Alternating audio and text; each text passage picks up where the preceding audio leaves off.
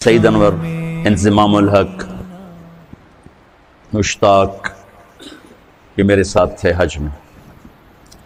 تو ایک غیر مقلد نے بڑی میرے اوپر چڑھائی کر، بدتمیز، حد درجے کی بدتمیزی کی. میں ایک لفظ نہیں بولا، چپ. تو جب وہ چلا گیا تو سعید انور کہنے لگا، مولانا صاحب مجھے آج پتہ چل گیا ہے کہ صحیح کیا ہے اور غلط کیا ہے. آج مجھے پتہ چلا کہ جب وہ بدتمیزی کر رہا تھا میرا جی چاہ رہا تھا ایک چھکا میں اس کو مار دوں، لیکن پھر مجھے خیال آیا کہ آپ چپ بیٹھا میں کیوں غصے ہوں گا، میں بھی چپ کر کے تھوڑا تماشا ویندا رہا. مجھے آج پتہ چل گیا ہے کہ صحیح کیا ہے غلط کیا ہے. میں طاہر القادری صاحب سے مل کر آیا تو یہاں دو نوجوانوں نے مجھے پکڑ لی، اتنی گالیاں دی قادری صاحب کو، اور زمین پہ تھوک کر اوپر پاؤں مسل کر کہنے لگا میرے نزدیک طاہر القادری کی اتنی بھی حیثیت نہیں. میں کہا بیٹا جو لوگ اہل حق ہوتے ہیں ان کے ایسے اخلاق نہیں ہوتے. السلام علیکم. اس کو پھر آگے بات ہی نہیں آئی. بھائی تم اختلاف کرو، اختلاف کرو، وہ تو اختلاف سے ہی تو زمانے کا حسن ہے، لیکن نفرت تو نہ، کفر تک تو نہ پہنچو. اگر تمہارے نزدیک وہ وہاں تک پہنچے ہوئے ہیں تو پھر ان کے لیے ہدایت کی دعا کرو، ان سے پیار کرو، ان سے محبت کرو. میں نے ایک مناظرہ دیکھا، وہ میں یہ بہت کم دیکھتا ہوں، آپ کو بھی کہتا ہوں یہ واٹس ایپ استعمال نہ کرو، یہ تمہارے ذہنوں کو برباد کر دے. اس میں منفی زیادہ ہے، مثبت کم ہے. اور بکواسات آپ کے دماغ کا ایک چھاپا ہے، اس پہ غلط نہ چھپنے دو، صحیح چھاپو، صحیح چھاپو. اگر آپ نے حافظے کو اچھا رکھنا چاہتے ہو تو یہ فیس بک مت استعمال کرو، واٹس ایپ مت استعمال کرو، اس سے آپ کا دماغ برباد ہو جائے گا، تباہ ہو جائے گا. ہر وقت آپ ذہنی خلجان کا شکار ہو.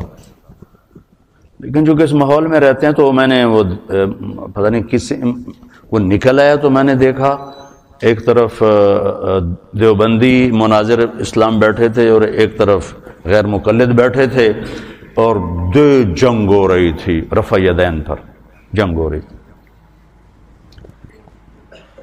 حالانکہ کرنا بھی سنت، نہ کرنا بھی سنت. اور سارا جھگڑا اولا کا ہے، کرنا اولا ہے، نہ کرنا اولا ہے. اور اس پر اتنی وہ مناظرہ تو نام ہی گالی گلوچ کا بہت، آخر میں آ کے گالیاں دیتے اور نام بن جاتا ہے مناظر اسلام. ارے بھائی نبی والے اخلاق ہیں بیٹا، کافر کو بھی گلے لگا. جو جھوٹے منہ کہے میں مسلمان ہوں اس کے آگے بھی بچ جا، تیرا پیار محبت اسے کبھی صحیح راستے پر لے آئے گا. تو میں آپ سے مذہبی نفرت پہ کبھی سمجھوتا نہیں کروں. اگر آپ اس کے کانٹے اپنے اندر رکھتے ہیں تو ابھی آپ بچے ہیں، اس کو بھی سے نکال دو، اس سے توبہ کرو.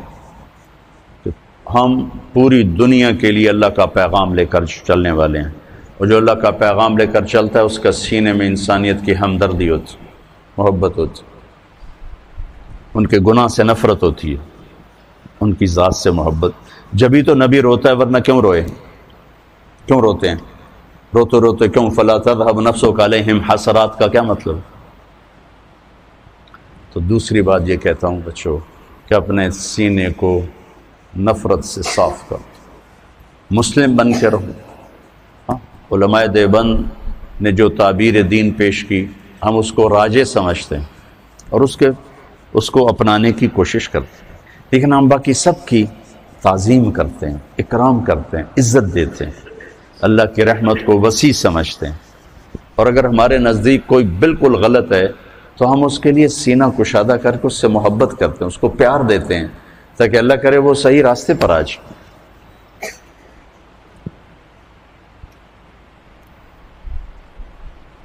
ایک جنازے میں ہم شریک تھے، بہت بڑے مالدار آدمی، کروڑوں اربوں پتی، ان کی بہن کا انتقال. تو ایک مولانا صاحب جنازے کے لیے آئے پڑھانے. اب وہ بتا رہے ہیں کہ بھئی نماز جنازہ کیسے ہوتی.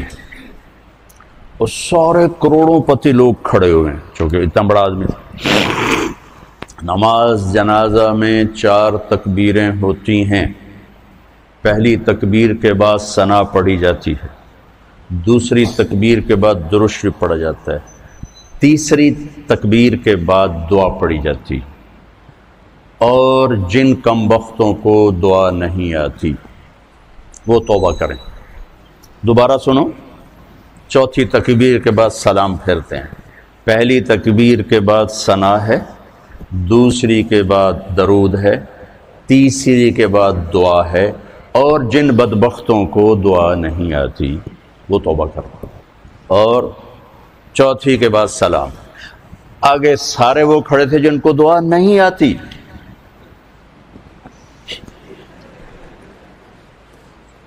اور یہ ان کو پہلے کم بخت بنا دیا پھر بدبخت بنا دیا. تو اب ان آدمیوں کا دروازہ کھلے گا کسی مولوی کے لیے؟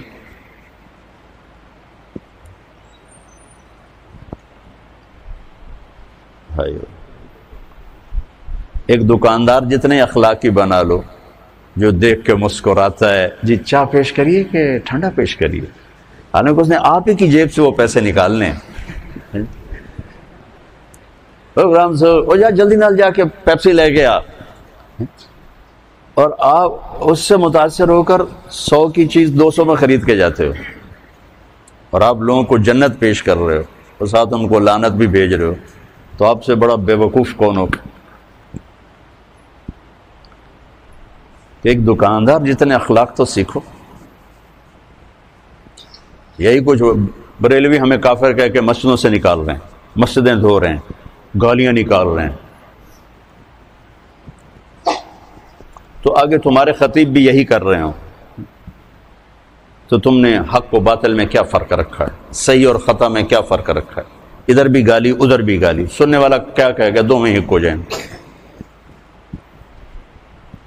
لہذا اپنے سینے کو نفرتوں سے دھو کے چلو، پاک کر کے چلو. وَلَيْسَ فِي قَلْبِكَ غِشٌّ لِأَحَدٍ فَافْعَلْ. www.darsuquran.com. اس پر آپ اور اللہ کے نبی جنت میں ایسے ہو جاؤ، اکٹھے ہو جاؤ.